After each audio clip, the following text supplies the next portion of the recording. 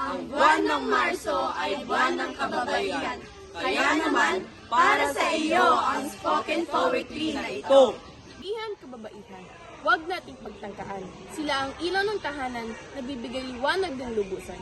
Irespeto at igalang, huwag pagmalupitan. Kabutihay mananaig sa ating puso at isipan. Hindi kasarian ang batayan upang tanggapin ng karamihan. Ba't di tayo magkaisa, supuin ang kasamaan? Diskriminasyon ang dahilan, gawain ng mga tao sa lipunan, mga walang magawa sa buhay kundi mangutya ang pinag-aabalahan. Babae, babae, alam natin pangkaraniwan, ngunit may taglay na sariling katalinuhan, kaya nilang makipagsabayan sa gawain ng mga kalalakihan.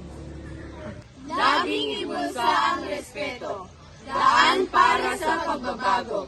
Itong aral na ito mula sa 3